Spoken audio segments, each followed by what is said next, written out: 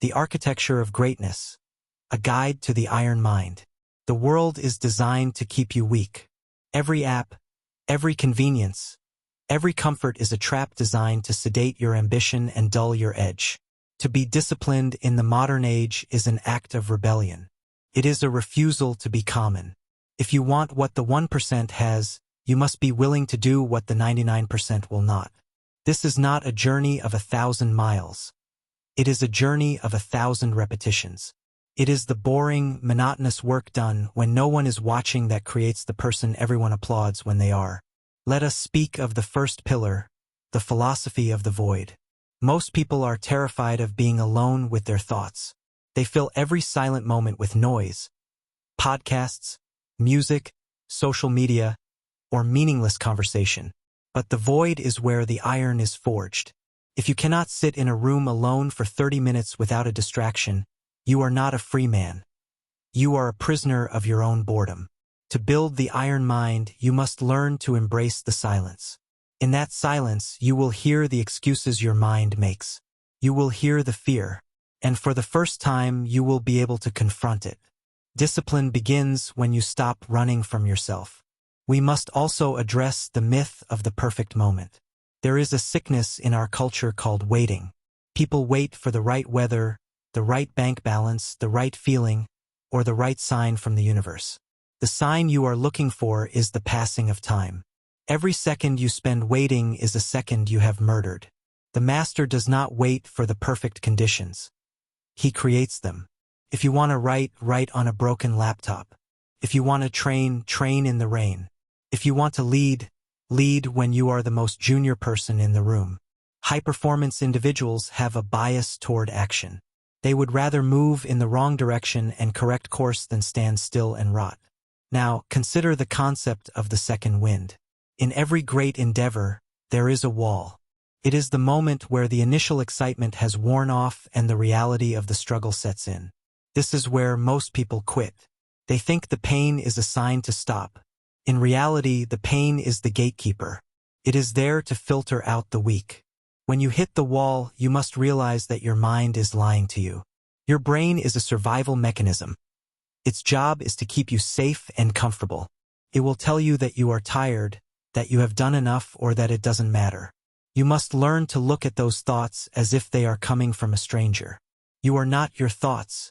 You are the observer of your thoughts. When the mind says quit, the spirit says keep moving. That is where the second wind lives. The second pillar of discipline is the law of environmental mastery. You are a product of what you tolerate. If your desk is messy, your mind is messy.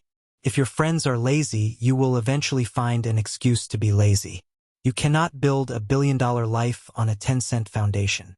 You must audit your life with ruthless efficiency. Look at the people you spend the most time with. Do they challenge you, or do they comfort you? Comfort is the enemy of growth. You need people around you who make you feel ashamed of your laziness. You need an environment that demands excellence. If you walk into your workspace and it doesn't feel like a temple of focus, change it. Clean your room. Clear your digital desktop. Delete the apps that serve no purpose other than to steal your time. You are the architect of your reality. Build a fortress, not a playground. Let us dive deeper into the biology of the habit loop. Your brain is a machine that looks for the path of least resistance. Every time you give in to a craving or skip a workout, you are carving a path in your neural pathways. You are making it easier to fail next time. Conversely, every time you choose the hard path, you are reinforcing the identity of a winner. This is why small wins matter. Winning is a habit, but so is losing. If you cannot make your bed in the morning, how can you expect to manage a company? If you cannot control your tongue when you are angry, how can you expect to lead an army? Mastery starts with the mundane. The man who can master the small things will eventually find that the big things take care of themselves. We must also discuss the concept of cognitive endurance. We live in an era of micro-attention. Our brains are being rewired to only focus for 15 seconds at a time. This is a tragedy, but for you, it is an opportunity. If you can develop the ability to focus on a single difficult task for 4 hours without looking up, you will have a superpower that 90% of the population does not possess. Deep work is the new IQ. It is the ability to ignore the world and descend into the depths of a problem until it is solved. This requires a rejection of the dopamine culture. You must learn to find pleasure in the struggle, not just the result. You must love the feeling of the heavy weight, the difficult sentence, and the complex code. When you fall in love with the process, the results become inevitable. The third pillar is the Stoic virtue of temperance. Most people think discipline is about doing more. Often, discipline is about doing less. It is the discipline to say no. No to the party that doesn't serve you. No to the junk food that clouds your mind. No to the gossip that poisons your soul. Every time you say yes to something unimportant, you are saying no to something vital. Life is a series of trade-offs. You can have the temporary pleasure of the moment, or you can have the permanent pride of achievement. You cannot have both. The disciplined man understands that sacrifice is not losing something. It is giving up something of lower value for something of higher value. Consider the role of failure in the iron mind. Failure is not the opposite of success.